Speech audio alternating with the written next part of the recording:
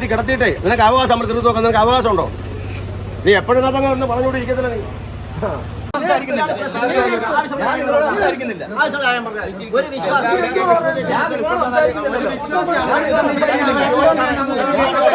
ഈ വോട്ട് ചെയ്തിട്ടുള്ള ഒരാളും ഈ ശാഖയിൽ വോട്ടുള്ള ആൾക്കാരല്ല, ശാഖയിൽ അംഗങ്ങൾ പോലുമല്ല, വോട്ടവകാശം ഉള്ളവരല്ല ഇതിൽ ഭാരവാഹികളും വോട്ട് ചെയ്തിട്ടുള്ളത്. ഞാൻ നെട്ടയം ക്ഷേത്രത്തിന്റെ മേൽശാന്തിയായിട്ട് 10 വർഷമായിട്ട് സേവനമനുഷ്ഠിക്കുകയാണ്. ഒരു കാരണമില്ലാതെ കഴിഞ്ഞ ദിവസം നടന്ന പൊതുയോഗത്തിൽ വന്ന പുതിയ കമ്മിറ്റി ഭാരവാഹികൾ ഒരറിയിപ്പോ ഒന്നും തരാതെ എനിക്ക് മുൻ കുടിശ്ശിയായ 1,76,000 രൂപയും ഇപ്പോഴുള്ള 10,500 രൂപ പോലും നൽകാതെ ഒരു കാരണവുമില്ലാതെ ഇന്നലെ പെട്ടെന്നൊരു കത്ത് കൊണ്ട് തരുന്നു, ഞാൻ പിന്മാറണം, എന്നെ പിരിച്ചുവിട്ടേക്കുന്നു എന്ന് പറഞ്ഞു.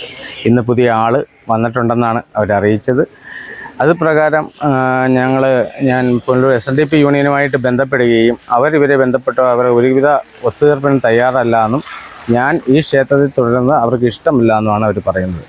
ഇപ്പോൾ ഈ പുതിയ കമ്മിറ്റി എന്ന് പറയുന്നത് തന്നെ കഴിഞ്ഞ ദിവസം എല്ലാവർക്കും അറിയുന്ന ഒരു കാര്യമാണ്. ഇവിടെ നടന്ന സംഭവങ്ങൾ കഴിഞ്ഞ പൊതുയോഗത്തിൽ അവിടെ കൊണ്ടുവന്ന് മരണശയ്യ ഉണ്ടാക്കുകയും അത് പട്ടുയിരിട്ട് റീത്ത് വെച്ച് വെറും ശാഖയും ഈ പ്രസ്ഥാനത്തെയും അവഹേളിക്കുന്ന രീതിയിൽ, ഈ നാടിനെ അവഹേളിക്കുന്ന രീതിയിൽ വേണ്ടും തോന്നിവാസൻ രീതിയിൽ ചെയ്തുകൊണ്ട് അധികാരത്തിൽ വന്ന ഒരു ഭരണസമിതിയാണ് ഇപ്പം നിലനിൽക്കുന്നത്.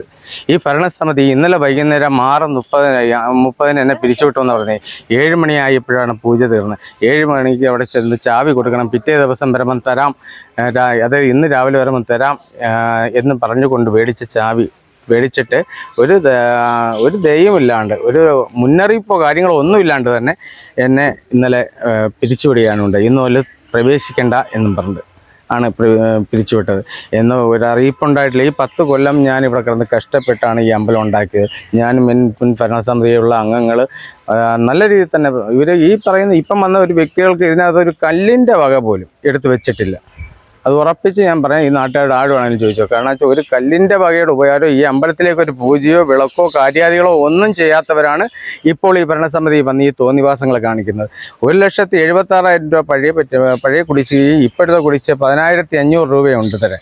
ഈ 1 രൂപ പോലും ഇവർ തരാതെയാണ് വെറും ഒരു ദയവുമില്ലാണ്ട് ഇന്നലെ വൈകുന്നേരം 7:10 ഒരു കത്ത് തരുന്നു. അത് പ്രകാരം ഞാൻ യൂണിയൻ ഓഫീസിൽ പുനലൂർ SNDP യൂണിയനെ വിളിച്ചു, എൻ്റെ പൈസ തരണമെന്ന് ആവശ്യപ്പെട്ടു. എൻ്റെ പൈസ എപ്പോൾ തരുന്നോ ഞാൻ മാറിക്കോളാം, അതുപോലെ എനിക്ക് വരട്ടെ 10-15 ദിവസത്തെ ഗ്യാപ്പ് തന്നാൽ അതനുസരിച്ച് നമ്മൾ പെരുമാറിക്കോളാം. എന്നുവെച്ചാൽ നമുക്ക് വേറെ അമ്പലം കണ്ടുപിടിക്കണം, ഇതെല്ലാം വേണം.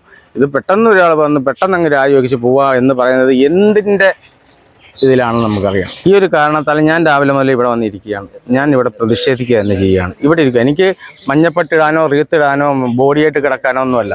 ഞാൻ ഗുരുദേവന് മുമ്പിൽ ഭജനം ഇരിക്കുന്നു, അത്രയേ ഉള്ളൂ. ആഹാരം ഒന്നും കഴിക്കുന്നില്ല, വെള്ളവും കഴിക്കുന്നില്ല. ഞാൻ ഇവിടെ ഇരുന്ന് ഞാൻ പ്രതിഷേധിക്കുകയാണ് ചെയ്യുന്നത്. പുനലൂർ SNDP യൂണിയനെ അറിയിച്ചിട്ടുണ്ട്. യൂണിയൻ പറഞ്ഞ പ്രകാരം ഇന്നലെ രാത്രി 10:30 ഞങ്ങൾ ഏരൂർ പോലീസ് സ്റ്റേഷനിൽ കേസ് രജിസ്റ്റർ ചെയ്തിട്ടുണ്ട്. ഇന്ന് വിളിപ്പിക്കുവാനും യൂണിയനിലെ നേതാക്കന്മാർ ഇന്ന് എത്തിക്കൊള്ളാം എന്നറിയിച്ചിട്ടുണ്ട്. യൂണിയൻ പ്രസിഡന്റ് സഹിതം ഇന്ന് എത്താമെന്നാണ് അറിയിച്ചിരുന്നത്. ഈ ക്ഷേത്രവുമായി ബന്ധപ്പെട്ട് SNDP 474 നമ്പർ ശാഖയുടെ പൊതുയോഗത്തിന് ശേഷം പുതിയ ഭരണസമിതി എൻ്റെ നേതൃത്വത്തിൽ അധികാരത്തിൽ വന്നു. അപ്പോൾ ഇവിടുത്തെ പൂജാരിയുമായി ബന്ധപ്പെട്ടുള്ള ചില വിഷയങ്ങൾ, ആ വിഷയങ്ങൾ ഉയർത്തി തന്നെയാണ് ഞങ്ങൾ ഈ പാനൽ അവതരിപ്പിച്ചതും ഈ തെരഞ്ഞെടുപ്പിൽ മത്സരിച്ചതും. അപ്പോൾ ആ പൂജാരിയുടെ ചില പ്രശ്നങ്ങൾ, അതായത് ഇവിടെ ക്ഷേത്ര ആചാരവിരുദ്ധമായ ചില പരിപാടികൾ നടക്കുന്നത് കൊണ്ട് തന്നെ പൂജാരിക്കെതിരെയുള്ള ഒരു വികാരമാണ് ആ തെരഞ്ഞെടുപ്പിൽ പ്രതിഫലിച്ചത്. അപ്പോൾ ഞങ്ങൾ അധികാരത്തിൽ വന്നു, ഞങ്ങൾ വിജയിച്ചു വന്നതിന് ശേഷം ഞങ്ങൾ അധികാരം ഏൽക്കുന്നതിന് മുമ്പ് തന്നെ ഇവിടുത്തെ പൊതുജനങ്ങൾ ഞങ്ങളോട് ചോദിച്ചു പൂജാരിയുടെ കാര്യത്തിൽ എന്ത് തീരുമാനമായി. ഞങ്ങൾ ഇന്നലെ അധികാരം ഏറ്റെടുക്കുകയും പൂജാരിയുടെ കാര്യത്തിൽ തന്നെ ആദ്യ തീരുമാനമെടുക്കുകയും ചെയ്തു. പൂജാരിയെ പിരിച്ചുവിടുവാനുള്ള തീരുമാനമെടുത്തു എന്ന് പറയുമ്പോൾ അത് പെട്ടെന്ന് എടുത്തു എന്നൊരിതാണ്. 15-10 ദിവസത്തെ സാവകാശം കൊടുത്തില്ല എന്നുള്ളതാണ്. സാവകാശം കൊടുക്കാനെന്ന് പറഞ്ഞാൽ ഇരിക്കുന്ന ഭരണസമിതിയിലെ പ്രധാനപ്പെട്ട ആളുകൾക്കെതിരെ പോലും മാനനഷ്ട കേസുകളും അല്ലാതെയുള്ള കേസുകളും കൊടുത്ത ഒരു പൂജാരിയെ വെച്ചുകൊണ്ട് ഒരു ദിവസം പോലും ഈ ഭരണസമിതിക്ക് മുൻപോട്ട് പോകാൻ കഴിയില്ല. അദ്ദേഹത്തിന് 10 ദിവസം സാവകാശം കൊടുക്കണം എന്ന് പറയുന്നത് വേറെ എവിടെയെങ്കിലും ജോലി കണ്ടെത്തുന്നതിന് വേണ്ടിയാണ്. അപ്പോൾ അദ്ദേഹം ജീവിക്കാൻ മാർഗ്ഗമില്ല എന്നുള്ളതായിരിക്കും പുള്ളി അതിൽ നിന്ന് ഉദ്ദേശിക്കുന്നത്. കാരണം 10 ദിവസം ജോലിയില്ലെങ്കിൽ 18 മാസത്തെ ശമ്പളം പുള്ളി കിട്ടാനുണ്ട് എന്ന് പറയുമ്പോൾ ഈ ശമ്പളം കിട്ടാതെ 18 മാസം പുള്ളി ജീവിച്ചു. പക്ഷേ 10 ദിവസം ജീവിക്കാൻ പറ്റില്ല എന്ന് പറയുന്നതിലെ ഒരു അന്തർധാര എനിക്ക് മനസ്സിലാകുന്നില്ല. കാരണം 10 ദിവസം ജീവിക്കാൻ കഴിയത്തില്ലെങ്കിൽ 18 മാസം ശമ്പളം കിട്ടാതിരുന്നപ്പോൾ പുള്ളി എങ്ങനെ ജീവിച്ചു? അതൊരു വലിയ വിഷയമാണ്. 2, പുള്ളിയുടെ ആരോപണം, ഞാൻ അദ്ദേഹത്തിന് ലെറ്റർ കൊടുത്തിരിക്കുന്നത് ശാഖയുടെ ലെറ്റർ ഹെഡ് ഫോട്ടോ കോപ്പിയാണ് എന്നാണ്. ഈ ഫോട്ടോ കോപ്പി എന്ന് പറയുന്നത് ഇന്നലെ എനിക്ക് ഇവിടെ നിലവിലുണ്ടായിരുന്ന അഡ്മിനിസ്ട്രേറ്റർ കൈമാറിയ ലെറ്റർ ഹെഡാണ്. അത് കഴിഞ്ഞ കാലങ്ങളായി ഉപയോഗിച്ച് വരുന്ന ഈ ഫോട്ടോ കോപ്പി തന്നെ അങ്ങനെയാണെങ്കിൽ, അപ്പോൾ കഴിഞ്ഞ കാലങ്ങളിൽ ഉപയോഗിച്ചിരുന്നവരും യാതൊരു രേഖയുമില്ലാതെ ഫോട്ടോ കോപ്പി തന്നെയാണ് ഉപയോഗിച്ചിരുന്നത്. അതാണ് എനിക്ക് കൈമാറിയത്. ഇവിടെ ശാഖാ സെക്രട്ടറിക്ക് ഇപ്പോഴത്തെ ഭരണസമിതിക്കും കൈമാറിയ ലെറ്റർ ഹെഡിലാണ് ഞാൻ അദ്ദേഹത്തിന് നോട്ടീസ് കൊടുത്തിട്ടുള്ളത്.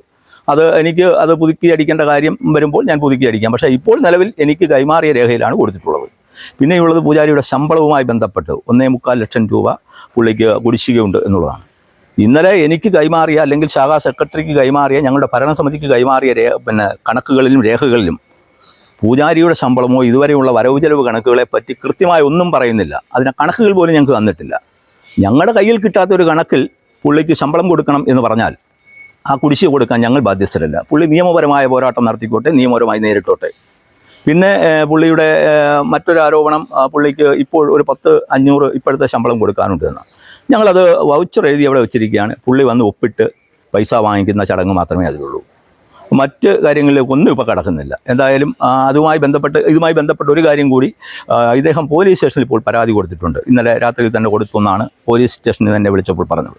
അപ്പോൾ ഇനി അതുമായി ബന്ധപ്പെട്ടുള്ള പരിപാടികൾ പോലീസ് സ്റ്റേഷനിൽ തന്നെ തീരട്ടെ. അതിപ്പോൾ പുറത്തിൽ അതിനൊരു ചർച്ചയേ ഇല്ല. പ്രതിഷേധം പുള്ളി എവിടെ നിന്ന് പ്രതിഷേധിച്ചോട്ടെ, ഞങ്ങൾക്ക് അതിൽ പരാതിയില്ല. പുള്ളി എവിടെ നിന്ന് പ്രതിഷേധിച്ചോട്ടെ. ഞങ്ങൾ പുള്ളിയെ തടയാനോ പുള്ളിയെ പിടിച്ചിറക്കാനോ ഒന്നും പോകുന്നില്ല. പുള്ളി എവിടെ ഇരുന്നോട്ടെ, ഞങ്ങൾക്ക് ഒരു പരാതിയുമില്ല. പുള്ളി എവിടെ നിന്ന് പ്രതിഷേധിച്ചോട്ടെ. പ്രതിഷേധമൊക്കെ കഴിഞ്ഞിട്ട് പുള്ളിയുടെ തീരുമാനം എന്താണെന്ന് വെച്ചാൽ അതനുസരിച്ച് നടക്കട്ടെ. പക്ഷേ ഞങ്ങൾ അതിൽ പ്രതികരിക്കാനോ പുള്ളിയെ പിടിച്ചിറക്കാനോ മറ്റൊരു നടപടിക്കും മുതിരുന്നില്ല. നെട്ടയം 474 നമ്പർ SNDP ശാഖയിൽ ശനിയാഴ്ച പൊതുയോഗം വിളിച്ച് തെരഞ്ഞെടുപ്പ് നടത്തിയപ്പോൾ ഞങ്ങളെല്ലാം അതിൽ പങ്കെടുത്തവർ. തിരുമേനിയുടെ ഒരുപാട് അപാകതയുള്ളവർ ചില ആൾക്കാർ ചില ശാഖാ ഭാരവാഹികളെ ചൂണ്ടിക്കാണിക്കുന്നുണ്ട്. അപ്പോൾ യൂണിയൻ പ്രസിഡന്റ് കണക്കുകൾ അവതരിപ്പിച്ചപ്പോൾ, സെക്രട്ടറി കണക്കുകൾ അവതരിപ്പിച്ച് യൂണിയൻ പ്രസിഡന്റ് മറുപടി പറഞ്ഞപ്പോൾ 1,70,000 സംതിങ് രൂപ തിരുമേനിക്ക് ശമ്പള കുടിശ്ശികയായിട്ട് നൽകാനുണ്ടെന്ന് അവിടെ അവർ ഉറപ്പിച്ച് വായിക്കുകയും ചെയ്തു. ആ കാശ് അയാൾക്ക് കൊടുക്കണമെന്ന് ആൾക്കാർ ആവശ്യപ്പെട്ടപ്പോൾ പുതിയ ഭരണസമിതിക്കാരും മറുപടി ഒന്നും പറയാതിരിക്കുകയും അത് യൂണിയൻകാരുമായിട്ട് ബന്ധപ്പെട്ട് അവർ ആലോചിക്കാമെന്നൊക്കെ പറഞ്ഞിട്ട് കമ്മിറ്റി പിരിയും.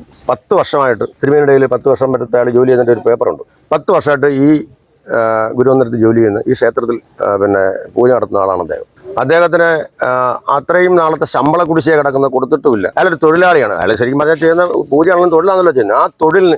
ആ തൊഴിലിന് കൊടുക്കേണ്ട ശമ്പളം അദ്ദേഹത്തിന് കൊടുത്താൽ പോലും അത് ഈ ചെയ്തത് ന്യായമല്ല. ഇന്നലെ വൈകിട്ട് അവർ പുതിയ ഭരണസമിതി കമ്മിറ്റി കൂടിയിട്ട് വന്നിട്ട് അവർ താക്കോൽ ആവശ്യപ്പെട്ടു. അയാളുടെ സൗദേശക്കാരനായതുകൊണ്ടാണ് അദ്ദേഹം താക്കോൽ കൈ കൊടുത്തു. നാളെ രാവിലെ തിരിച്ചു തരാം, താക്കോൽ ഞങ്ങൾ ഇന്ന് ഏറ്റെടുത്തപ്പോൾ ഞങ്ങളുടെ താക്കോൽ തരണമെന്ന് ആവശ്യപ്പെടുകയും അപ്പോൾ അദ്ദേഹം അതുകൊണ്ട് താക്കോൽ കൈ കൊടുക്കുകയും കൂട്ടിയിട്ട് താക്കോൽ മേടിച്ച് കൈ വെച്ചിട്ട് ഈ പണം അയാൾക്ക് കൊടുക്കുകയും ചെയ്തില്ല. അയാളെ ഇറക്കി വിട്ടതായിട്ട് കത്ത് വായിക്കും. അപ്പോൾ ഞാൻ സ്ഥലത്തല്ല, ഞാൻ തൃശ്ശൂരത്ത് ഞാൻ വരുന്ന വഴിക്ക് ഇവിടെ നിന്ന് ഒരാൾ എന്നെ വിളിച്ച് പറഞ്ഞു, തിരുമേനി ആത്മഹത്യ എന്ന് പറഞ്ഞിരിക്കുന്നു, അമ്പലത്തിൽ കയറി ആത്മഹത്യ എന്ന് പറഞ്ഞിരിക്കുന്നു, എന്തോ സംഭവിക്കുന്നത്. അവരുടെ ആളെല്ലാം അപ്പോഴേ അറിഞ്ഞു. അപ്പോൾ അതിൻ്റെ കാരണങ്ങൾ എന്തോ അന്വേഷിച്ചു, ഇതാണ് അയാളെ ഇറക്കി വിട്ടതാണ്. അതവർ ചെയ്തത്, ഈ ഭരണസമിതിക്കാർ ചെയ്തത്, നമ്മൾ വേറെ ന്യായക്കൊടൊന്നും പറയില്ല, ന്യായമല്ല. കാര്യം 10 വർഷമായിട്ട് തൊഴിലെടുത്ത ഒരാൾക്ക് അയാൾക്ക് ഈ ഒരു സ്ഥാപനത്തിൽ നമ്മൾ ഇറക്കി വിട്ടാൽ മറ്റൊരു ജോലി കിട്ടാൻ നമുക്ക് ബുദ്ധിമുട്ടാണ്. നേരെ മറിച്ച് അദ്ദേഹത്തിന് 10 വർഷം കൊടുത്തിട്ട് ഒരു തൊഴിൽ അന്വേഷിച്ചോളം 10 വർഷം കഴിഞ്ഞ് താങ്കളെ മാറ്റുമെന്ന് പറഞ്ഞിരുന്നെങ്കിൽ അയാളുടെ തൊഴിൽ അന്വേഷിച്ച് പോകുമായിരുന്നു. 10 വർഷം തൊഴിൽ ചെയ്ത ഒരാളിന് അവർ തൊഴിൽ നിഷേധിക്കുകയും അയാളെ ഇറക്കി വിടുകയും ചെയ്തു. അയാൾക്ക് കൊടുക്കാനുള്ള പൈസ കൊടുത്തിട്ടില്ല. അപ്പോൾ അയാൾക്ക് സാമ്പത്തികമായിട്ട് ഭയങ്കര ബുദ്ധിമുട്ട്. ഒന്നത്. രണ്ടാമത്തെ കാര്യം എന്ന് പറയുന്നത്, അയാൾക്ക് ഒരു തൊഴിൽ അന്വേഷിച്ച് ഇനി പോകാൻ, ഇറക്കി വിട്ട ഒരാൾക്ക് തൊഴിൽ അന്വേഷിച്ച് പോയാൽ പെട്ടെന്നൊരു തൊഴിൽ കിട്ടത്തില്ല. ഈ 2 കാര്യവും ഈ പുതിയ ഭരണസമിതിക്കാർ ചെയ്തതിനോട് ഈ നാട്ടുകാരായ ഞങ്ങൾക്ക് വിയോജിപ്പുണ്ട്. അതുകൊണ്ട് അയാളെ 10 ദിവസം ഈ ക്ഷേത്രത്തിൽ പൂജ നടത്താൻ അനുവദിക്കുകയും അദ്ദേഹത്തിന് കൊടുക്കാനുള്ള കാശ് കൊടുത്ത് അദ്ദേഹത്തിന് ഒഴിവാക്കി വിടുന്നതിനും ഞങ്ങൾക്ക് സമ്മതക്കേടൊന്നുമില്ല. പക്ഷേ അയാളെ പൈസ കൊടുക്കുകയും അയാളെ 10 ദിവസം കൂടെ ഈ അമ്പലത്തിൽ നിലനിർത്തുകയും വേണമെന്നാണ് നാട്ടുകാരായിട്ടുള്ള ഞങ്ങളുടെ അഭ്യർത്ഥന. കാരണം ഇത് ഞാൻ പറഞ്ഞപ്പോൾ വ്യക്തമായിട്ട് മനസ്സിലായി. ഒരു തൊഴിൽ ചെയ്ത മനുഷ്യന് ആ തൊഴിലിൻ്റെ അടിസ്ഥാനത്തിൽ അയാൾക്ക് ആര് വന്ന് സംസാരിച്ചാലും, ഏത് കോടതി പറഞ്ഞാലും, ഏത് പോലീസ് സ്റ്റേഷനിൽ പറഞ്ഞാലും തൊഴിൽ ഇതിന് കാശ് കൊടുക്കണമല്ലോ. അവന് തൊഴിൽ ചെയ്യിച്ചിട്ടില്ലയോ? അതും 10 വർഷം തൊഴിൽ ചെയ്തതിൻ്റെ റെക്കോർഡ് അവരുടെ കയ്യിലുണ്ട്. അയാൾ കാണിച്ചിട്ട് വെറുതെ പറയുമല്ലോ. ഈ സമൂഹത്തിനെല്ലാം അറിയുകയും ചെയ്യും. ഈ പറഞ്ഞപ്പോൾ പുതിയ ഭരണസമിതിക്കും അറിയാം. അപ്പോൾ അതിനൊരു പരിഹാരം കാണാൻ വേണ്ടി ഒരു പ്രതിഷേധമായിട്ടാണ് ഞങ്ങളിവിടെ രാവിലെ എത്തിയിട്ടുള്ളത്. തിരുമേനി ഇവിടെ ഒപ്പം ഞങ്ങൾ തിരുമേനി അമ്പലത്തിനകത്ത് കയറി ഉപവാസം അനുഷ്ഠിച്ചുകൊണ്ടിരിക്കുകയാണ്. അദ്ദേഹം ഇതിന് പൈസ കിട്ടണം, അല്ലെങ്കിൽ തൊഴിൽ കിട്ടണം എന്നുള്ള ആവശ്യത്തിൽ ഞങ്ങൾ അദ്ദേഹത്തോടൊപ്പം ഒപ്പം നിൽക്കാൻ ഞങ്ങൾ തീരുമാനിച്ചിരിക്കും. തിരിച്ചുള്ള കാരണം എന്താ പറയുന്നത്? തിരിച്ചുള്ള കാരണം എന്ന് പറയുന്നത് പൊതുയോഗത്തിലെടുത്തപ്പോൾ തിരിച്ചുള്ള കാരണം അത് ഇപ്പോൾ നിലവിൽ വന്നിട്ടുള്ള പ്രസിഡന്റാണ് ആ ഒരു ആക്ഷേപം ഉന്നയിച്ചത്. എന്തൊക്കെയോ അഴിമതികൾ നടക്കുന്നു, പിന്നെ അദ്ദേഹത്തിൻ്റെ പൂജാതി കർമ്മങ്ങൾ ഇപ്പോൾ ശരിയല്ല എന്നൊക്കെയുള്ള ആക്ഷേപങ്ങൾ 1-2 പേരാണ് ഉന്നയിച്ചിട്ടുള്ളത്, വേറെ ആരും ഉന്നയിച്ചത്. അതൊന്ന്. രണ്ടാമത്തെ കാര്യം, ഇദ്ദേഹം ഇവിടെ ഈ ക്ഷേത്രം ഇദ്ദേഹം വന്നതിന് ശേഷമാണ് മാത്രമല്ല ഇവിടെ ഗുരുമന്ദിരം ഒരു വേൽ പ്രതിഷ്ഠിച്ച ആ സ്ഥലത്ത് ഈ ക്ഷേത്രത്തിന് ഇത്ര അഭിവൃദ്ധി ഉണ്ടാക്കിയത്. ഇതിനെല്ലാം കയറി ഇറങ്ങിയും ഈ ഗ്രാമപ്രദേശത്ത് മലയോര പ്രദേശത്ത് കയറി എല്ലാ വീട് വീടാന്തരം കയറി ഇറങ്ങി നടന്ന് ഇതെല്ലാവരെയും സംഘടിപ്പിച്ച് കൊണ്ടുവന്ന് ഇതിന് പിന്നെ സാമ്പത്തിക ഞാനൊരു ക്ഷേത്രം പണിഞ്ഞു കൊടുത്തതാണ്. ഇവിടെ ഒരു ഗണപതി ക്ഷേത്രം ഞാനും പണിഞ്ഞു കൊടുത്തിട്ടുണ്ട്. 3.5 ലക്ഷം രൂപ ചിലവാക്കി ഞാനും പണിത് കൊടുത്തു. അതൊക്കെ ഈ തിരുമേനിയുടെയും അന്നിരുന്ന ഭരണസമിതിക്കാരുടെയൊക്കെ നിരന്തരമായ സമ്മർദ്ദം കൊണ്ട് നമ്മളും കൂടെ അതിനകത്ത് സഹകരിക്കുകയും അങ്ങനെ ഞങ്ങൾ ഒട്ടനവധി ആൾക്കാർ ഇത് സഹകരിച്ച് സാമ്പത്തികമായിട്ട് ഇവിടെയെങ്കിലും ഒരുപാട് ഉണ്ടായിട്ടൊന്നുമല്ല, എന്നാലും നമ്മുടെ ക്ഷേത്രം അഭിവൃദ്ധിപ്പെടുത്താൻ വേണ്ടി നമ്മൾ ശ്രമിക്കുകയും അതിന് ഈ 10 വർഷക്കാലം ഇവിടെ നിന്ന് ഈ അതുപോലെ ഓഡിറ്റോറിയം പഴയ പ്രസിഡന്റ് അച്ഛൻ്റെ ഒരു ഓർമ്മയ്ക്ക് വേണ്ടിയിട്ട് 5 ലക്ഷം രൂപയോളം മുടക്കി അവർ പണിത ഒരു ഓഡിറ്റോറിയം അവരെയൊക്കെ ഇപ്പോൾ ഇറക്കി വിട്ടിരിക്കുന്നത്. അപ്പോൾ ഈ അഭിവൃദ്ധിപ്പെട്ട് അതിനു മുമ്പ് ഈ പറയുന്ന വ്യക്തികൾ ഇപ്പോൾ വന്നിരിക്കുന്ന ഭരണസമിതി വ്യക്തികൾ നമ്മൾ രാഷ്ട്രീയമായിട്ട് പറയുകയല്ല, ഈ അമ്പലവുമായിട്ട് ബന്ധപ്പെട്ട് ചിലപ്പം ശാഖാക്കാർക്ക് പിരിവിടുമ്പോൾ ചിലപ്പോൾ കൊടുത്തു കാണും. അതല്ലാതെ ഈ മാസവായനയൊക്കെ എല്ലാ വർഷം വരുന്നു. ഗുരുമന്ദിരത്തിലെങ്കിലും എല്ലാവരും കയറി വായിക്കാം, നമ്മുടെ സമുദായക്കാരല്ലേ വരാൻ പറ്റത്തുള്ളൂ. 40 ദിവസം തയ്ക്കാൻ വേണ്ടി പല ആൾക്കാരെയും പുറത്തുനിന്നൊക്കെ വിളിച്ചു കൊണ്ടുവന്ന് നമ്മൾ അവരെ കൊണ്ടൊക്കെ ഒരു സഹായം അർപ്പിച്ചുകൊണ്ടൊക്കെ ഇവിടെ 40 ദിവസം രാമായണ മാസത്തെ നമ്മൾ വായന നടത്തിയിട്ടുള്ളത്, വിളക്ക് നടത്തിയിട്ടുള്ളത്. അതിലൊന്നും പങ്കെടുക്കാത്ത ഒരു ആൾക്കാർ ഇതൊന്ന് ഈ അമ്പലത്തിൻ്റെ ഈ പുരോഗമിച്ച് വരുന്ന ഈ അമ്പലം നശിപ്പിക്കാൻ വേണ്ടി ഒരു സംഘം ആൾക്കാർ ഒരു ഗൂഢ ആലോചന നടത്തിയാണ് ഇപ്പോൾ ഇതിൽ കടന്നുകൂടുകയും ഈ രീതിയിലുള്ള കാര്യങ്ങൾ ചെയ്തിട്ടുള്ളത്. അതുകൊണ്ട് അദ്ദേഹത്തിന് പൈസ കൊടുക്കുക, അദ്ദേഹത്തിന് 10 ദിവസം കൂടെ അയാളെ നിർത്തി അയാളൊരു തൊഴിലന്വേഷിച്ച് പോകുന്ന സമയം അയാൾക്ക് അനുവദിച്ചു കൊടുക്കുക. ഇതാണ് ഞങ്ങളുടെ പ്രധാനപ്പെട്ട ആവശ്യം.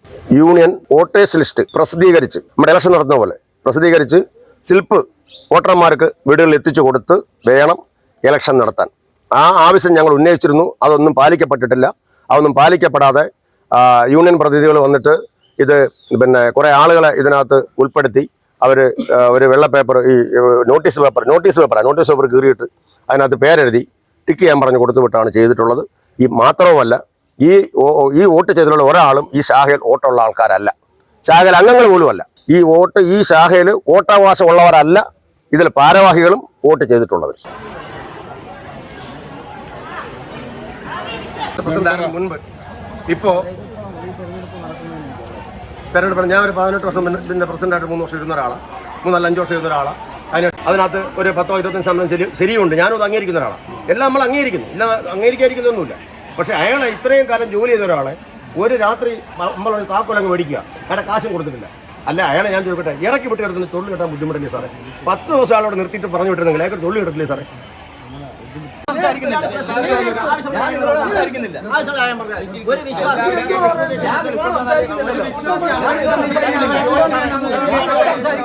കിടത്തിയിട്ടേ നിനക്ക് അവകാശം നമ്മൾ തീർത്തു നോക്കാൻ നിനക്ക് അവകാശമുണ്ടോ?